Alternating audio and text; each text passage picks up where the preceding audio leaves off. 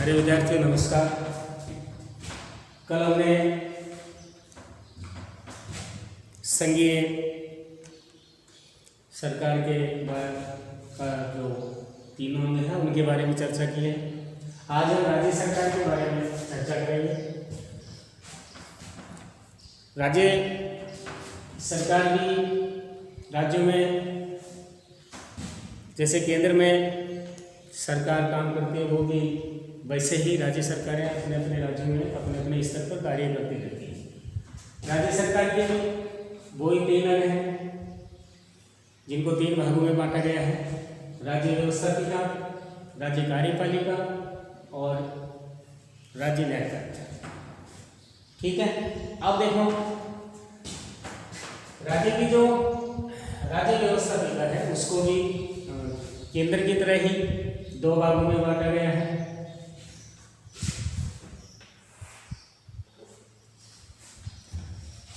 संघीय व्यवस्थापिका को संसद कहा जाता है और राज्य की जो व्यवस्थापिका है उसको विधानमंडल कहा जाता है। जिस प्रकार से संसद के दो अंग हैं वैसे ही इसके भी दो अंग हैं।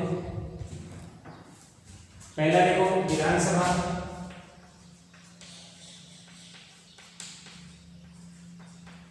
दूसरा विधान परिषद।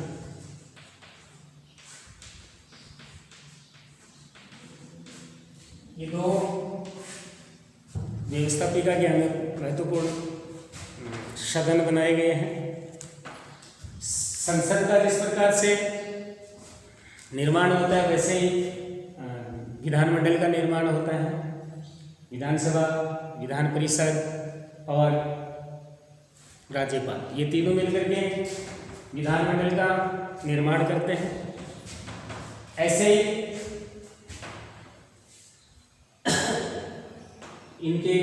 इसके भी दो सदन बनाए गए हैं, विधानसभा और विधान परिषद। लेकिन देखो भारत में सभी राज्यों में दोनों सदन नहीं हैं। 7 राज्यों को छोड़ करके बाकी जो भी राज्य बचते हैं उनमें केवल एक ही सदन है और वो कौन सा है? विधानसभा सदन। हमारे राजस्थान में भी अभी एक प्रथम सदन ही है जो विधानसभा सदन कहलाता है। तो अब हम यहाँ विधानसभा की चर्चा करेंगे। विधानसभा विधानमंडल का प्रथम व लोकप्रिय सदन है।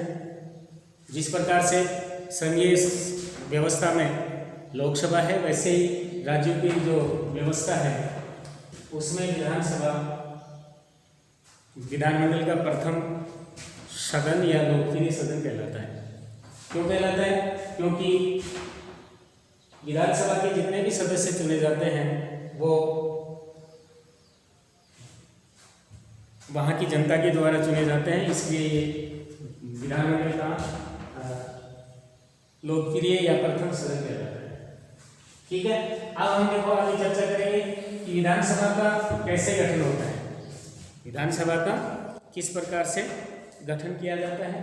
तो विधानसभा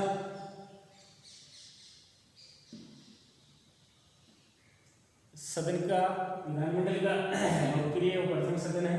इसमें पहले देखो कितनी सदस्य संख्या होगी, इसके बारे में हम चर्चा करेंगे कि विधानसभा में कितने सदस्य होंगे। तो संविधान के अनुच्छेद 170 में ये तय किया गया था, या संविधान के अनुच्छेद 170 के अनुसार विधानसभा में अधिकतम संख्या 500 होगी। विधानसभा में जो भी सदस्य है वो 500 से ज़्यादा नहीं हो सकती है, तो इसको अधिकतम संख्या 500 रखी गई इस सदस्य संख्या में। इसके अलावा देखो न्यूनतम संख्या इसमें 60 रखी गई, यानी विधानसभा में 500 से ज़्यादा सदस्य नहीं हो सकते और 60 से कम नहीं हो सकते। कुछ छोटे राज्यों में इनका अपवाद भी है, जैसे जो पहाड़ी क्षेत्र है, पहाड़ी क्षेत्र के जो राज्य हैं उनमें 60 से भी कम मिल सकती है, लेकिन संविधान के अनुसार 500 अधिकतम संख्या तय की गई है और कम से कम 60 संख्या तय की गई है। इसके अलावा देखो, इसमें भी संसद की तरह ही या लोकसभा का जो क्षेत्र है वैसे ही इसका निर्वाचन क्षेत्र भी, इसको भी निर्वाचन क्षेत्रों में बांटा गया है। और विधानसभा का सदस्य कम से कम 75,000 जनसंख्या का प्रतिनिधित्व करता है, ये भी इस संविधान में तय किया गया है। तो इस प्रकार से इनमें सदस्य संख्या तय की गई विधानसभा के सदस्य। जैसे मान लो हमारे राजस्थान में केवल विधानसभा ही है, लेकिन हमारे राजस्थान में आज वर्तमान में विधानसभा सदस्यों की संख्या 200 तय की गई है। 200 विधानसभा सदस्य हैं। ऐसे ही मतलब अलग अलग राज्यों में अलग जनसंख्या के आधार पर अलग अलग सदस्य संख्या तय की गई है। जैसे मान लो उत्तर प्रदेश में ज़्यादा जनसंख्या है तो वहाँ अधिक सदस्य हों। इस प्रकार से सभी राज्यों को भौगोलिक क्षेत्र में बांट करके 75,000 पर कम से कम एक जनसंख्या पर एक सदस्य निर्वाचित होता है। ठीक है। अब देखो दूसरा, आरक्षण।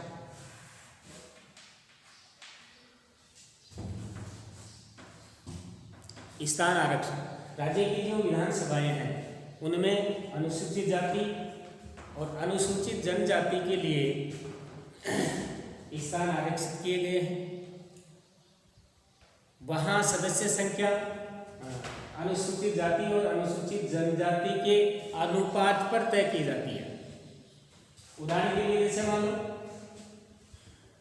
16% अनुसूचित जाति है, 12% अनुसूचित जनजाति है। इस आधार पर मतलब वहाँ की जो जनसंख्या है उसके अनुपात के आधार पर यहाँ सदस्यों का जो स्थान आरक्षित किया जाता है, ये पद्धति इस विधानसभा के गठन में तय की गई है। इसके अलावा देखो, राज्यपाल एक सदस्य आंग्ल भारतीय सदस्यों को मनोनीत भी करता है। राष्ट्रपति लोकसभा में 2 सदस्यों को मनोनीत करता है, लेकिन यहाँ राज्यसभा में या राज्य सरकार में यानी विधानसभा में राज्यपाल केवल एक ही सदस्य जो आंग्ल भारतीय है उसको मनोनीत कर सकता है। तो इस प्रकार से यहाँ आरक्षण व्यवस्था की गई है विधानसभा सदस्यों के लिए। ठीक है। तीसरा देखो, निर्वाचन पद्धति। लोकसभा सदस्यों की जो निर्वाचन पद्धति प्रत्यक्ष रूप से है, वैसे ही विधानसभा के सदस्यों को भी वहाँ के जो वयस्क व्यक्ति होते हैं वो प्रत्यक्ष रूप से चुनते हैं। इनकी जो पद्धति है उसको वयस्क मताधिकार की पद्धति भी कह सकते हैं, संयुक्त निर्वाचन प्रणाली भी कह सकते हैं, और साधारण बहुमत पद्धति भी इस निर्वाचन को कहा जा सकता है। तो इस प्रकार से विधानसभा सदस्यों के चुनाव होते हैं। ठीक है। इसके बाद में देखो योग्यताएं। जिस प्रकार से लोकसभा के सदस्यों की योग्यताएं वैसे ही विधानसभा सदस्यों की योग्यताएं हैं। इनमें भी भारत का नागरिक हो, उसके पहला वह भारत का नागरिक हो, दूसरा उसकी आयु 25 वर्ष से कम न हो, वह भारत सरकार या राज्य सरकार में किसी लाभकारी पद पे न हो, उसको न्यायालय द्वारा पागल या दिवालिया घोषित नहीं किया गया हो, वह संसद या राज्य के विधानमंडल द्वारा निर्धारित शर्तों की पूर्ति करता हो। इस प्रकार से मतलब विधानसभा सदस्यों की योग्यता तय की गई है। ऐसा व्यक्ति विधानसभा सदस्य बन सकता है। इसके अलावा देखो 5वां जो पॉइंट है कार्यकाल। कार्यकाल भी विधानसभा का राज्यसभा लोकसभा का लगभग समान ही है। विधानसभा का कार्यकाल 5 वर्ष का होता है, लेकिन वही शर्त है इसमें, इसको भी विधानसभा को भी राज्यपाल समय से पहले पूर्व भंग कर सकता है। जिस प्रकार से लोकसभा को राष्ट्रपति करता है वैसे ही विधानसभा को भी 5 वर्ष से पहले राज्यपाल भंग कर सकता है। तो ये इसका कार्यकाल है। तीसरा इसमें देखो छठा जो है इसका पॉइंट सदस्यता का अंत, यानी विधानसभा सदस्य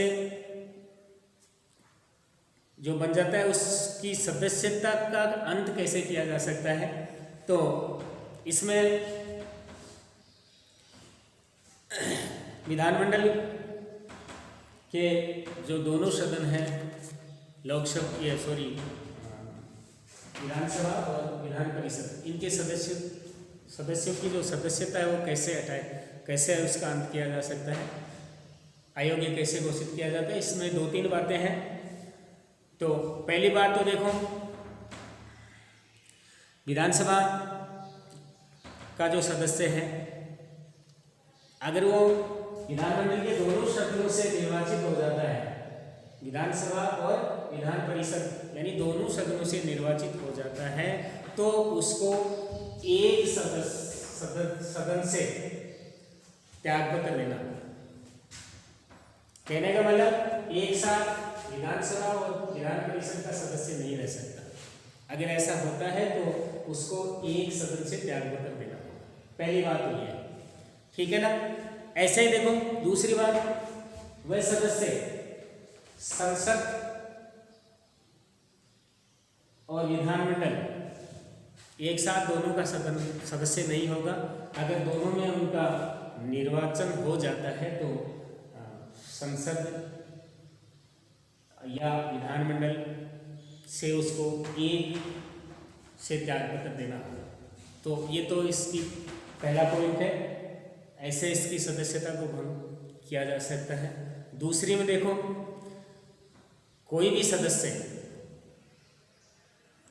विधानमंडल से संबंधित सदन की बैठक में सदन की आज्ञा के बिना 60 दिन तक अनुपस्थित रहता है, तो ऐसी स्थिति में भी उसकी सदस्यता का अंत कर दिया जाता है।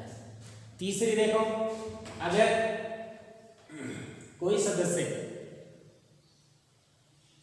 इन सदनों का सदस्य निर्वाचित हो जाता है और निर्वाचित होने के बाद अगर उसमें कोई अयोग्यता पाई जाती है, तो ऐसी स्थिति में भी उसकी सदस्यता का अंत कर दिया जाता है।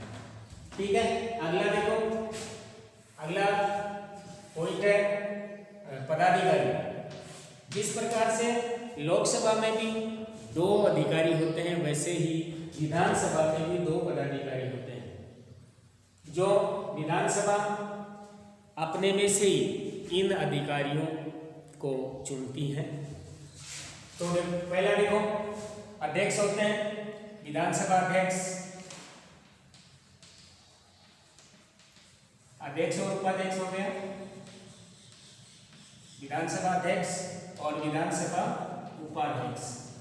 ये 2 प्रकार के इसमें अध्यक्ष होते हैं, जिनको विधानसभा के सदस्य अपने में से ही चुनते हैं। ठीक है, अब देखो पदाधिकारियों को, अगला पॉइंट है पदाधिकारियों को हटाने की क्या प्रक्रिया है। तो प्रक्रिया वही है जिस प्रकार से लोकसभा अपने 2/3 बहुमत से अपने अधिकारियों को हटाती है, वैसे ही विधानसभा सदस्य भी अपने पदाधिकारियों को हटा सकते हैं। वही प्रक्रिया है, यानी विधानसभा के सभी सदस्य 2/3 बहुमत से प्रस्ताव स्वीकृत कर देती है, तो इन पदाधिकारियों को हटा सकती है। लेकिन इसमें जिसके विरुद्ध प्रस्ताव लाया जा रहा है उसको प्रस्ताव की सूचना 14 दिन पूर्व देनी होगी। जैसे मान लो विधानसभा अध्यक्ष को हटाना है, उसके विरुद्ध हटाने का प्रस्ताव लाना है, तो विधानसभा अध्यक्ष को 14 दिन पहले बताना पड़ेगा कि हम आपके विरुद्ध अविश्वास प्रस्ताव ला रहे हैं। तो ये पदाधिकारियों की हटाने की प्रक्रिया है। तो आज इस वीडियो में इतना ही। धन्यवाद।